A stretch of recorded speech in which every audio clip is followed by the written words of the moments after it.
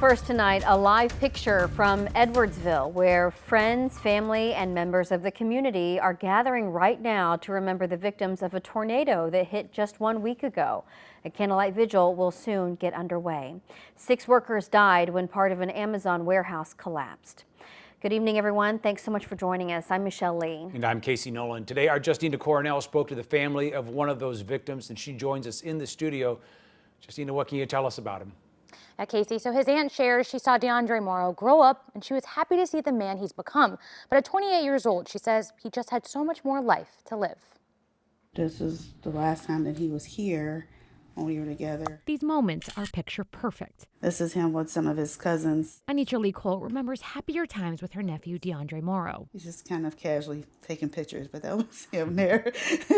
And she was ready to make new ones. We planned on, of course, had hoped to see him over the Christmas holiday. However, last Friday, an EF3 tornado ripped families apart with its destructive force. The powerful storm destroyed an Amazon warehouse in Edwardsville, killing 6 people. As this all happened, Cole was in shelter herself. The warnings went off near her fluorescent home. While we were in the basement at that time, I just happened to be online and I saw a news story, probably had posted like within 3 minutes about the tornado hitting Amazon. Never realizing her nephew was one of the 6 killed. I don't even think none of us connected that he worked at that particular Amazon either at that point in time. We just knew he worked for Amazon. The next day, the news shattered her world. And I get this message and then this phone call for him, and I just was in complete shock. I couldn't even focus for a minute because it was just unbelievable. The family is left with questions. They're gonna, do what they can to get answers. And heavy hearts, because Cole believes DeAndre still had so much more ahead of him. He really wanted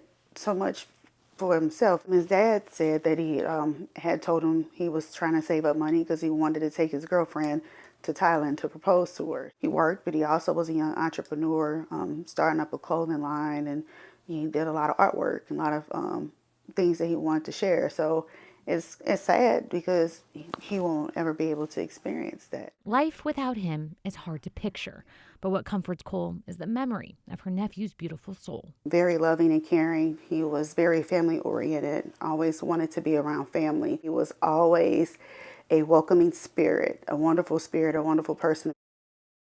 Now, funeral services for Morrow will take place next week.